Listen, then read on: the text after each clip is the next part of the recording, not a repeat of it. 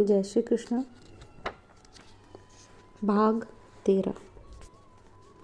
रात को स्वप्न में मीरा ने देखा महाराज युधिष्ठिर की सभा में प्रश्न उठा कि प्रथम पुरुष, प्रथम पूजनीय, सर्वश्रेष्ठ कौन है जिसका प्रथम पूजन किया जाए। ऋषियों मुनियों की ओर से ध्वनि आई, श्री कृष्ण। श्री कृष्ण ही परम पूजा के योग्य हैं। क्षत्रिय सभा में मरमर ध्वनि उठी। उसी समय कनिष्ठ पांडव सहदेव उठे, हम श्री कृष्ण का पूजन करने जा रहे हैं। जिसे यह न रुचे, सहनीय न हो, उसके सिर पर मेरा वाम पद। मीरा का हृदय गर्व से भर उठा। उसने नेत्र उठाकर ऊंचे सिंहासन पर विराजित उस मेघवर्ण दिव्य वापु की ओर देखा। ओह छवि सुषमा की उत्ताल लहरें लेता हुआ सौंदर्य सागर, नन्हा सा तो मन है, उसमें यह अपार रूप सागर कैसे समाए। जो थोड़ा बहुत समाता है उसे सीमा में बंधी है वाणी कैसे वर्णन कर पाए।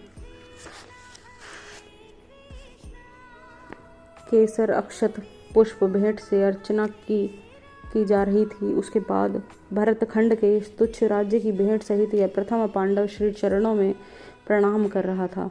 कहकर युधिष्ठिर ने अयोनिजा देवी यज्ञसेनी के साथ अपनी ही चढ़ाई पूजन सामग्री पर मस्तक धर दिया। उसके साथ ही कोटि कोटि मस्तक झुक गए। ऋषियों ब्राह्मणों की ओर से स्वर उठा, कृष्णम वंदे जगद्गुरुम। उस घोष के साथ ही मीरा की आंखें खुल गई। कहाँ गए मेरे प्राण, मेरे सर्वस्व, वह व्याकुल उठी। वे करुणा कृपापूर्ण बड़े बड़े नयन, वह मधुर मुस्कान, युधिष्ठिर कैसे चाव से चरणों को धो रहे थे। उनके हाथ मानो उन चरणों से विलग होना ही नहीं चाहते हों।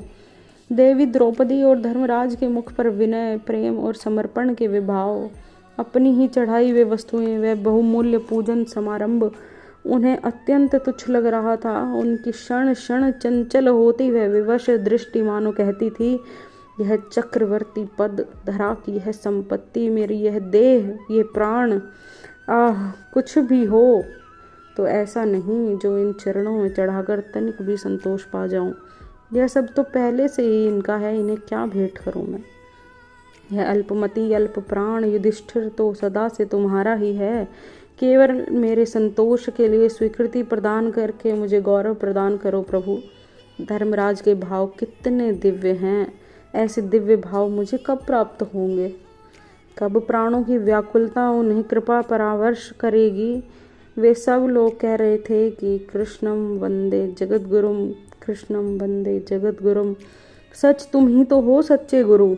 आज तुम जिस संत के रूप में पधारोगे, मैं उनको ही अपना गुरु मान लूंगी। नित्य कर्मों से निवृत्त होकर उसने गिरधर गोपाल का नया श्रृंगार धारण कराया, गुरु भाव से उनकी पूजा की। बंद नेत्रों से झरते जल ने उसके वक्षों को भिगो दिया। प्राणों की व्याकुलता ने कंठ पर मानो आवेग की श्रृंखला चढ़ा वाणी को कैद कर लिया। अपनी दशा को छिपाने के प्रयत्न में उसने सखियों की ओर से पीठ फेर कर भीत पर दोनों हाथ और सिर को टिका दिया। रुदन को मौन रखने के प्रयत्न में देख रह रह करके झटके खाने लगी। स्वामिनी की यह दशा देख दासियां कीर्तन करने लगी। चंपा और चमेली उसके दोनों ओर खड़ी हो गई और कहीं अचेत होकर वह गिर न पड़े, यह ध्यान रखने लगी।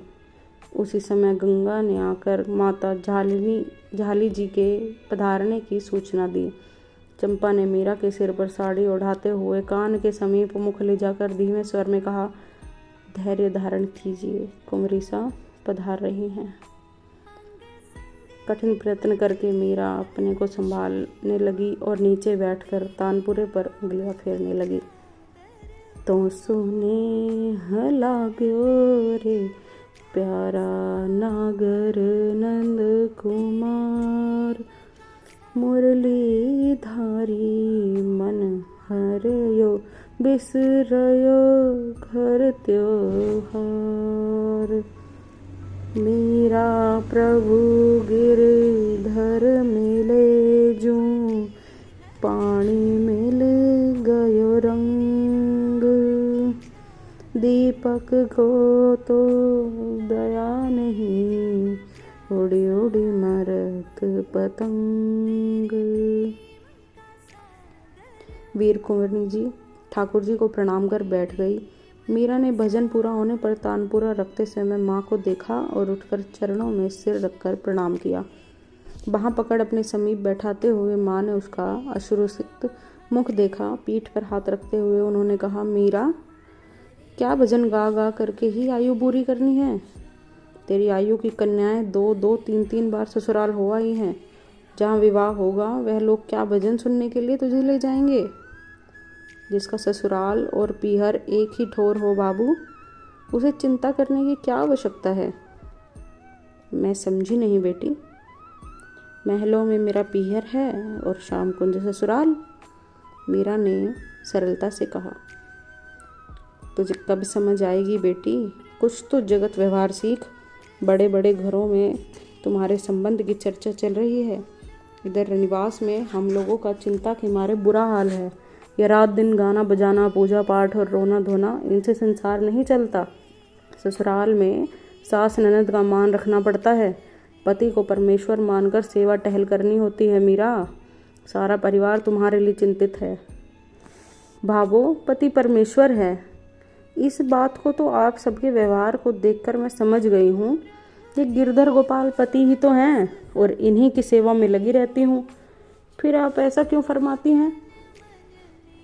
अरे पागल, कठे पीतल री मूरत, कीणीरो बींद वहे वे कही, मऊ तो धापणी धारा सू, भगवान एक छोरी दीदी आखा जमारे में, अरवा वाई यद भेंडी।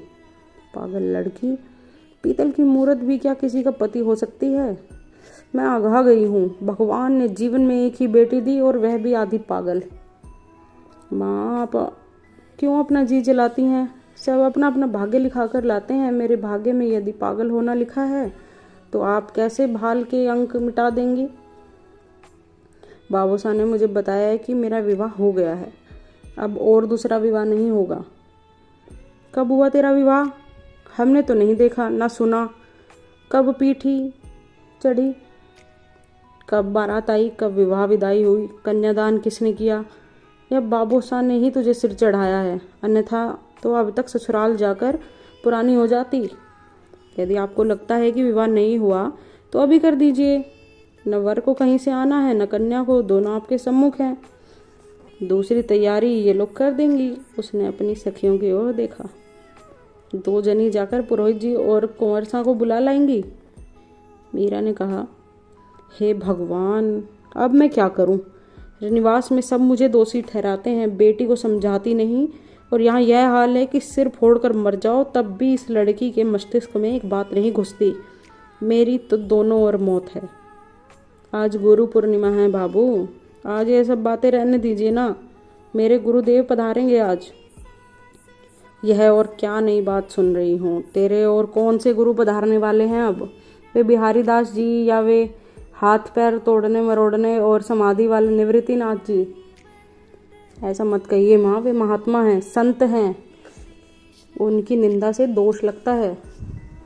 मैं निंदा नहीं, सत्य बात कह रही हूँ। वे महात्मा और संत ही हैं, ठीक है, पर तुझे महात्मा और संत बनाकर उन्होंने हमारी आशा अभिलाषाओं में कांटे जो दिए हैं। नारी का सच्चा गुरु पति होता है। फिर भाबू, आप मुझे गिरधर की ओर से विमुख क्यों करती हैं? ये तो आपके ही सुझाए हुए पति है ना। जाली जी ने उसे गोद में भर लिया। जिस विधाता ने इतना सुंदर रूप दिया, उसने ऐसी पागल बुद्धि क्यों दी कि यह सजीव मनुष्य और पीतल की मूर्ति में अंतर ही नहीं समझती। वह तो उस समय तू जिद कर रही थी, इसलिए तुझे बहलाने के लिए कह दिया था। आप ही तो कहती हैं कि कच्ची हांडी पर खींची रेखा मिटती नहीं और पकी हांडी पर गारा नहीं ठहरता। उस समय कच्ची बुद्धि में आपने यह बिठा दिया कि गिरधर तेरे पति हैं। अब 10 वर्ष की होने पर कहती हैं कि वह बात तो आपने बहलाने के लिए कही थी। भाबू, मैंने तो आज तक सुना जाना है कि मनुष्य शरीर भगवत प्राप्ति के लिए ही मिलता है। इसे व्यर्थ कार्यों में लगाना मूर्खता है।